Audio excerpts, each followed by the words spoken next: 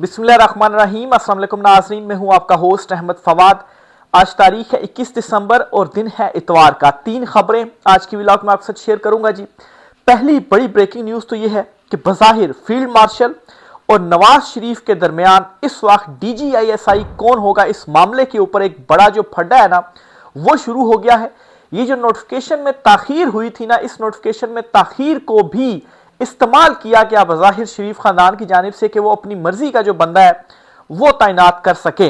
ये मामला क्या है, माजरा क्या है, क्या इस हवाले से एक बड़ा दावा सामने आया, कुछ एक्सक्लूसिव डिटेल्स हैं आपके साथ में शेयर करूंगा जी। दूसरी बड़ी खबर यह है कि इमरान खान साहब से मुज़ाकरात के लिए एक मरतबा फिर से जो कोशिशें हैं वो तेज कर दी गई हैं, लेकिन इमरान खान साहब ने जो कल की मुलाकात हुई है उस मुलाकात में उन्होंने क्या पैगाम दिया है मुज़ाकरात का, कैसे मुज़ाकरात जो हैं वो उठाकर इनकी मुंह पर मारे हैं जी, इस पर भी कुछ एक्सक्लूसिव डिटेल्स हैं वो भी आपके साथ में शेयर करूंगा।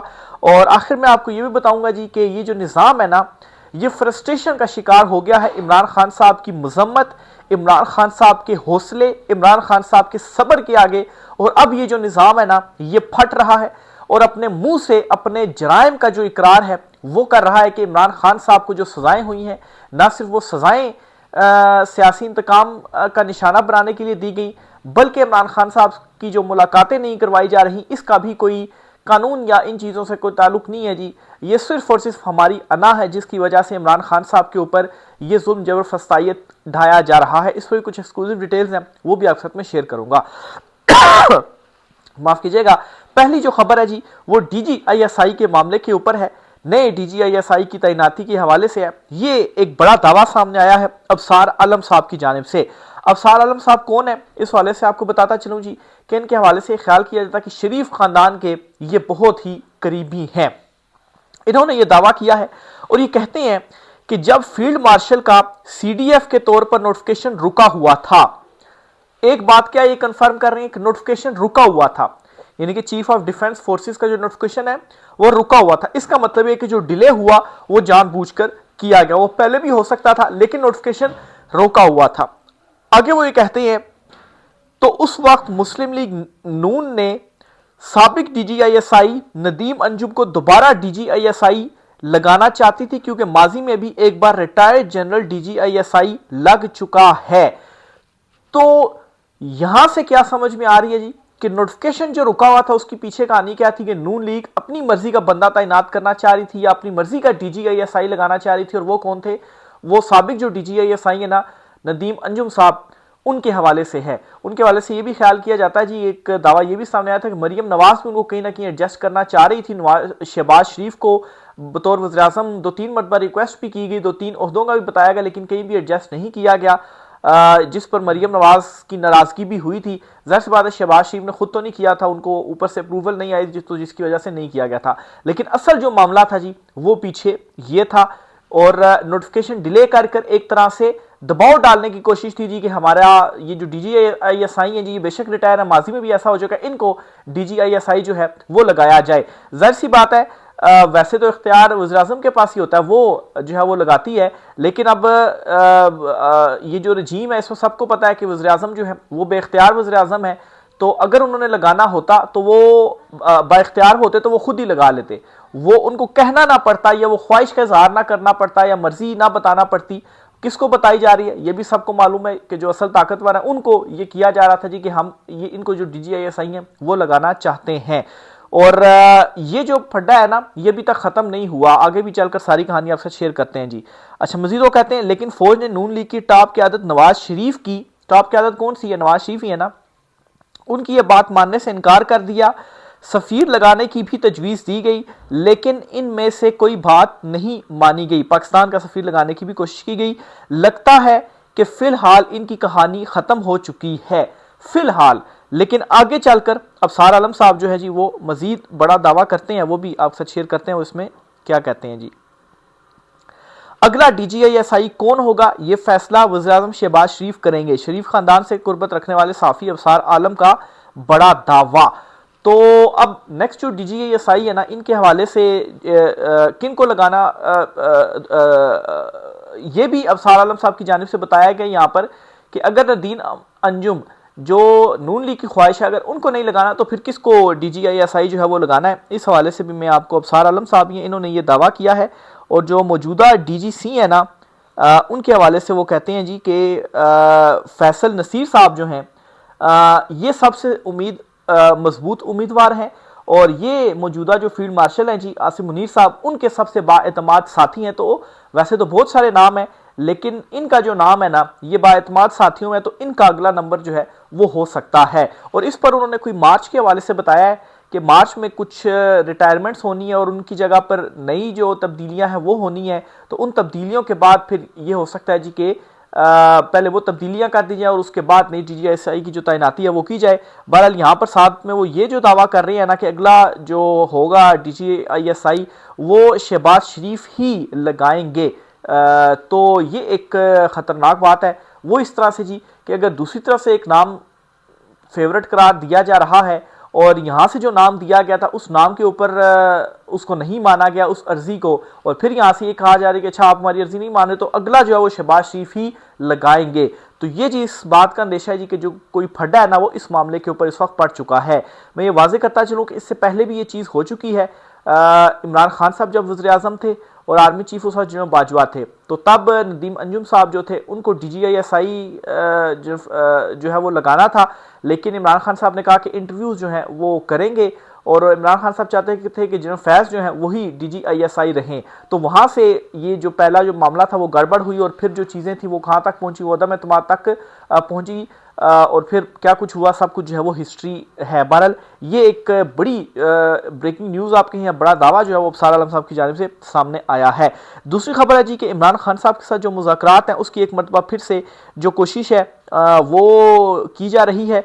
और इस हवाले से अतर काज़मी साहब हैं जी, सीनियर जर्नलिस्ट हैं, उनकी जानिब से खबर दी गई। वो कहते हैं कि इमरान खान साहब के नहायत करीबी शख्स ने मुझे हल्फन बताया कि हुकूमती अहम वज़ीर ने हमें मुज़ाकरात की दावत दी। मैंने इसे कहा कि आप लोगों के पास तो इख्तियार ही नहीं। तो इस वज़ीर ने कहा आपको क्या लगता है मैं ये बात खुद से कह रहा हूँ, हमें भी उन्होंने ही कहा है कि आपसे मुज़ाकरात करें। तो अब जी PTI के जो लोग हैं जी उनको वज़ीरों तक इंगेज करने की अभी तक जो कोशिश है वो की जा रही है कि किसी तरीके से जो मुज़ाकरात हैं वो हो जाएं। बहरहाल मुज़ाकरात के मामले के ऊपर इमरान खान साहब का क्या जवाब है ये सुन लीजिएगा, क्योंकि इमरान खान साहब ने जो कल पूरी इमरान खान साहब की जानिब से जो मुलाकात हुई उसकी गुफ्तगू सामने आई। इसके बाद इमरान खान साहब जो हैं उनके ट्विटर अकाउंट से बाकायदा तौर पर जो ट्वीट है वो सामने आई है। तो ये जो ट्वीट है जी वो मैं आपको पढ़कर सुनाता हूँ। इमरान खान साहब के ट्विटर अकाउंट से जो ये ट्वीट हुई है जी, तो इमरान खान साहब की जानिब से ये कहा गया है कि जद्दोजहद इबादत है और हकीकी आज़ादी की जद्दोजहद के लिए मैं शहादत के लिए भी तैयार हूँ। ये इमरान खान साहब ने ट्वीट किया है। इसके अलावा इमरान खान साहब की जानिब से के ट्विटर अकाउंट से ये भी कहा गया कि इस वक्त पाकिस्तान में सिर्फ आसिम ला पर चल रहा है, यहाँ सिर्फ लिखे लिखाए फैसले पढ़कर सुनाए जा रहे हैं। पिछले 3 साल के बेबुनियाद फैसलों और सजाओं की तरह तोशा खाना 2 का फैसला भी मेरे लिए कोई नई बात नहीं। ये फैसला भी जज ने बगैर किसी सबूत और कानूनी तकाजे पूरे किए बगैर जल्दबाजी में सुना दिया। हमें या हमारे वकला तक को नहीं सुना गया। मुझे और मेरी अहलिया को मुसलसल कैद तन्हाई में रखकर जहनी अजियत का निशाना बनाया जा रहा है। हमारी किताबें, टीवी और मुलाकात सब पर पाबंदी है। जेल में हर कैदी टीवी देख सकता है, लेकिन मुझ पर और बुशरा बीबी पर टीवी देखने तक की पाबंदी लगा दी गई है। मेरे खानदान की जानिब से जो किताबें भेजी जाती हैं वो जेल हुकाम की तरफ से रोक ली जाती हैं। हमें कई हफ्ते मुसलसल कैद तन्हाई में रखा जाता है। ये गैर इंसानी सलूक है, लेकिन ये सब जुल्म बर्बरियत मुझे मेरे अज़्म से पीछे नहीं हटा सकती। तो एक चीज़ इमरान खान साहब ने क्लियर कर दी कि मैं 1 इंच अभी भी पीछे नहीं हटा, और जो कुछ मर्जी आप कर लें मैं 1 इंच भी पीछे नहीं हटूंगा। फिर इमरान खान साहब ने मजीद कहा जी कि हमारी रवायात नहीं कि औरतों और बच्चों पर जुल्म किया जाए। हमारे दीन में तो दौरान जंग भी खवातीन को बख्श दिया जाता है, मगर यहाँ महज सियासी इख्तलाफ पर खवातीन पर जुल्म ढाए जा रहे हैं। मेरी बहनों और दीगर खवातीन के साथ अडियाला जेल के बाहर जो बदसलूकी और जुल्म हो रहा है इस पर मुझे शदीद दुख और अफसोस है। ये जो सलूक बुशरा बीबी, डॉक्टर यास्मीन राशिद, महरंग बलोच और दीगर खवातीन के साथ किया जा रहा है वो इस्लामी रवायात और इखलाकियात के बरक्स है। मेरी अहलिया बुशरा बीबी को सिर्फ मुझसे बुग़्ज़ में कैद तन्हाई में डाला हुआ है। हालांकि इनका तो सियासत से कोई ताल्लुक भी नहीं था, वो एक घरेलू खातून हैं। फिर इमरान खान साहब ने कहा जी कि फ़ौज मेरी है और पाकिस्तानी कौम की है। फिर इमरान खान साहब ने मज़ीद ये कहा जी कि जब मैं कोई नाम एक लेकर तनकीद करता हूँ तो वो एक शख्स पर तनकीद होती है, जैसे कि जो माजी के डिक्टेटर्स हैं उन पर भी तनकीद होती आई है। तो अगर मैं मौजूदा जो है वो कोई तनकीद करता हूँ तो उसमें ये मतलब नहीं होता कि मैं पूरे इदारे के ऊपर जो तनकीद है वो कर रहा हूँ। फिर इमरान खान साहब ने मज़ीद कहा है जी कि जेल में मेरे साथ जो कुछ भी हो रहा है एक कर्नल के कहने पर हो रहा है। फिर इमरान खान साहब ने कहा जी कि पाकिस्तान में कानून की बालादस्ती का जनाजा उठ चुका है। 2007 में जैसे पीसीओ जजेस ने डिक्टेटर्स का साथ देकर अदलिया का तकद्दुस पामाल किया, उनकी कोई इज्जत नहीं, और जिन्होंने डिक्टेटर के खिलाफ मुज़ाहमत की वो कौम के हीरो थे।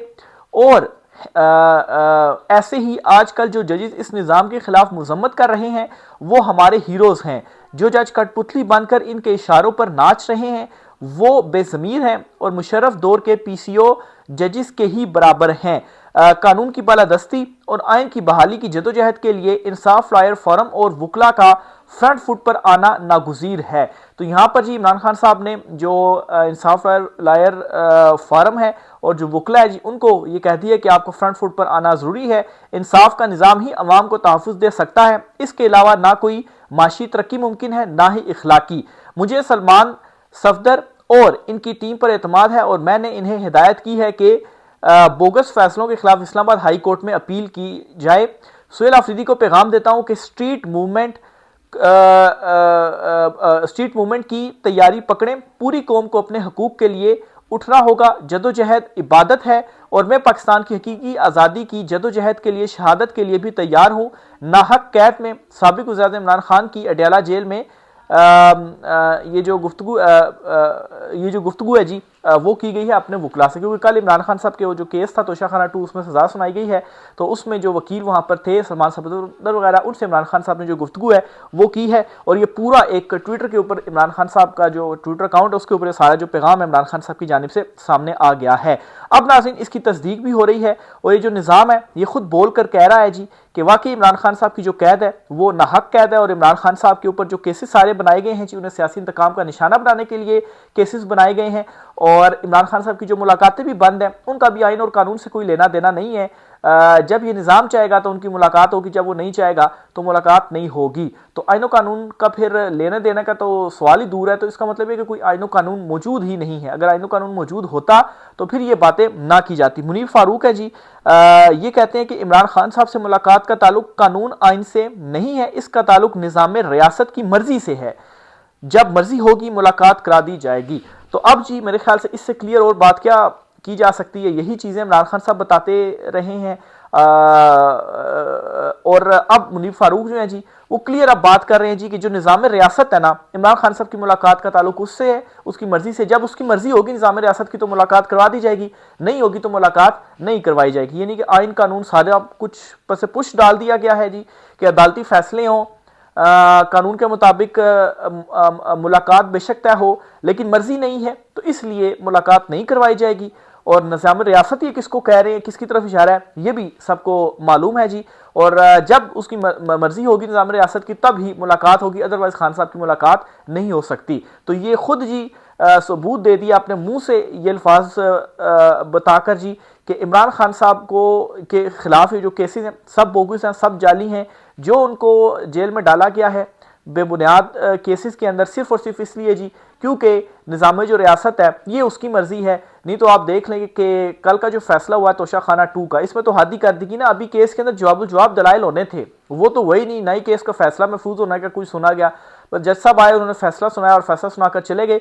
एक और इंटरेस्टिंग इसमें बात ये भी है जी कि जब फैसला सुनाने के लिए जज साहब आए ना तो 2-3 मरतबा उन्होंने कॉल किया इमरान खान साहब को कि आकर वो फैसला सुने, लेकिन इमरान खान साहब और मुशर्रफ साहब पीछे बैठे हुए थे, उन्होंने नहीं वो आए फैसला सुनने के लिए। जज साहब बस फैसला सुना कर वो चले गए। तो बाद में इमरान खान साहब के जो वकील हैं या अमला वगैरह, उनसे इमरान खान साहब ने पूछा तो फैसला जब इमरान खान साहब को बताया गया कि 17 साल की सज़ा सुनाई गई है तो उस पर इमरान खान साहब ने जो है वो मुस्कुरा दिए।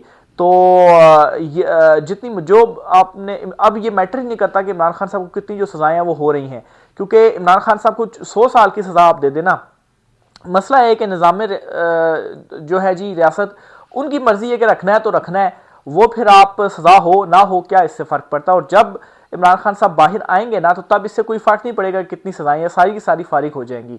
तो ये आज कुछ हमसे तफसीलात थी, राय का कीजिएगा। आज के लोग से इतना ही, इजाज़त दीजिए, अल्लाह हाफिज़।